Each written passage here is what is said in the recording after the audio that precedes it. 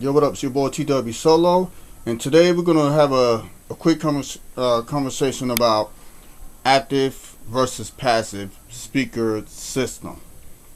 Now, in case you guys wondering what I got an active system, which means all four of my speakers got amplifiers built right into it. And the reason why I would choose this is because it's lightweight.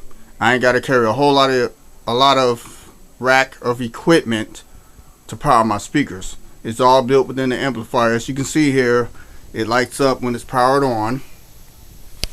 So here's my full range, and here's my sub. Same thing for the other side. So when it comes to passive, which means you will have a couple of the speakers, say if you got two tops and two bottoms. Two tops, you got a full range, and the bottom you got a sub. But except that it don't have an amplifier at the back of it, such the way mine's look on the back of it. It would just have like a standard speak on or a 1/4 inch on the back of it that you can plug into to your amplifier. Now, a quick brief about the dry rack. Now, this dry rack is designed for power speakers, as it says right here.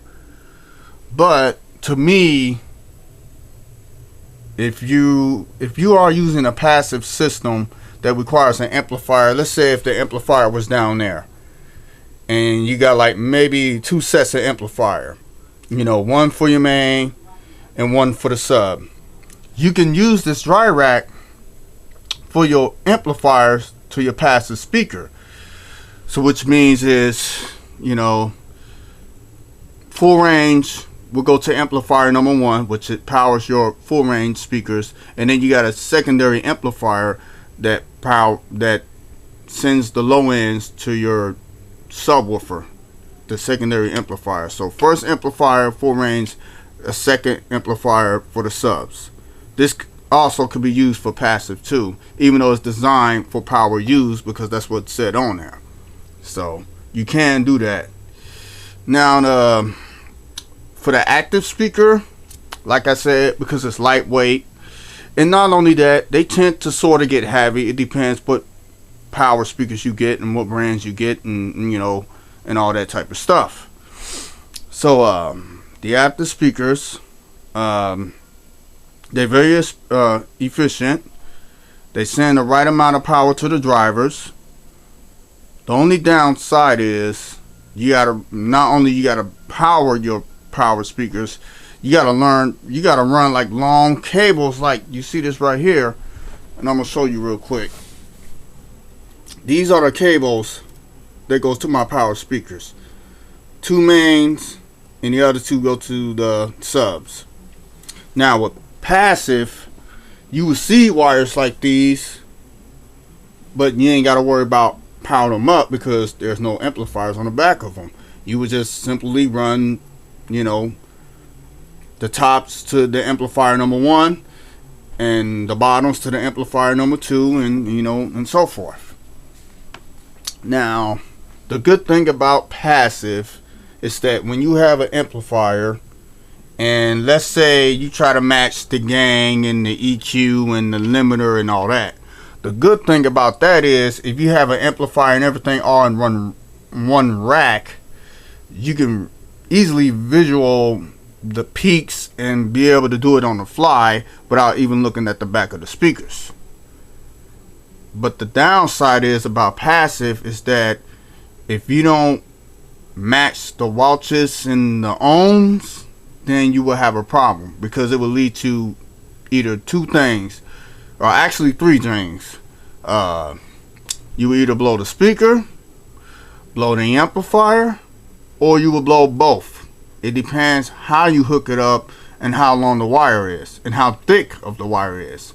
Now passive, you don't have to worry about that, because passive speakers already got an amplifier built into it that's designed to drive those drivers within an enclosure. The only downside is that if you didn't have this unit, and if you were to just say use the NS7 and you run it straight to the power speakers, now on the back of it, it's got a peak light in it, so every time you push it hard, and you don't pay attention to it, especially DJs who do got power speakers, they tend to get a little buzz and they get drunk and they don't pay attention to their speaker. They're more likely to blow them because they don't pay attention to it, and that's the reason for the red LED on the back of it, to warn you to back it down a little bit. Now with the dry rack, which is perfect for power speaker, it can also be used for passive system. You can, if you watch my other videos, it will show you the relationship between clipping and limiting on how to use this, and give it, you know, just to sync it to where the moment that it, either if you have an amplifier that start clipping, back the volume on the amplifier a little bit and set your limitings up so it can take over, so that way when you push them hard, the amplifier, the green light will remain green. Now if you have an active, it's the same purpose, except only this time you be going over there, you know, you look at the back of the speaker, make sure there's no peaking going on, and it's the same purpose. You just set it up and, you know, until if it clips, just back it down just a little bit to where the red light just flashes, so that way when the limiter kicks in, it take away the flashes. So that's what I'm saying. So there's a difference between active and passive. Active is an active speaker with the amplifier built into it.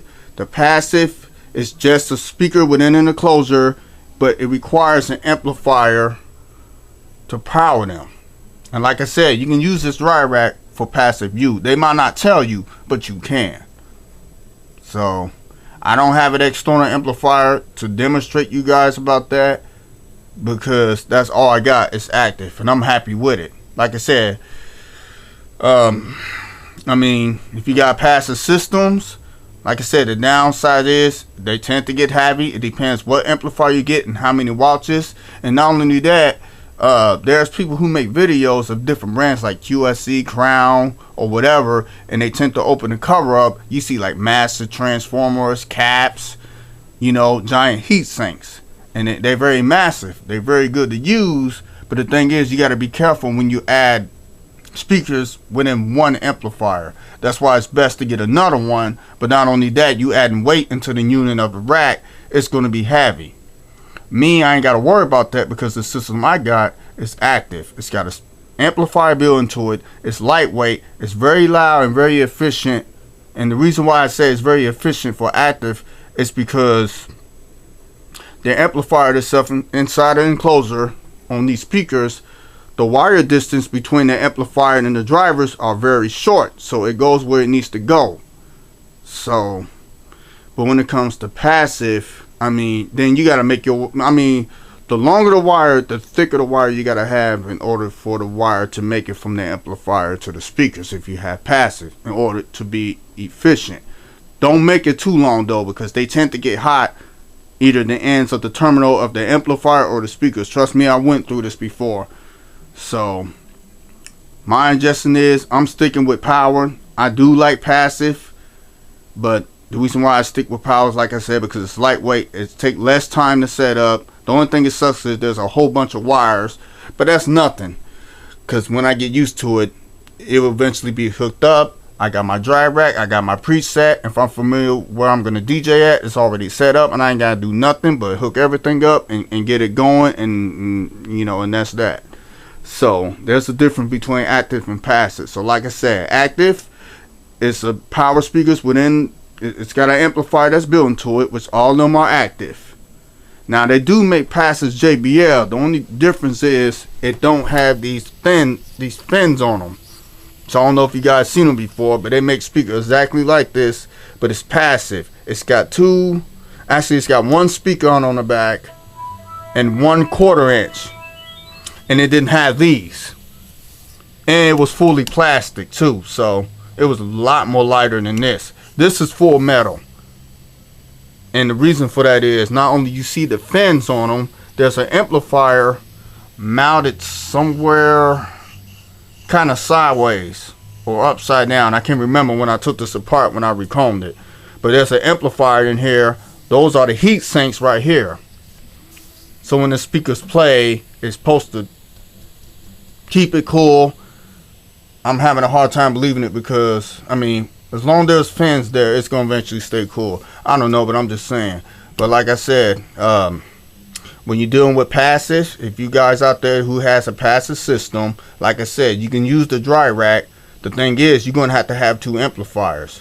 One amplifier will power the 2 tops. Another amplifier will power the both bottoms.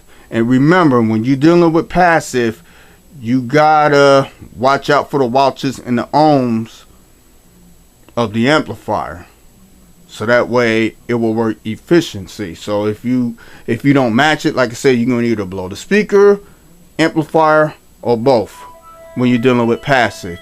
Now with active, you ain't gotta worry about that because it's designed for the actual drivers within an enclosure. So that's it. So if you got any questions, just shoot me a message on the bottom and I'll try my best to answer them. Alright, your boy T-Dub. Holla at you later.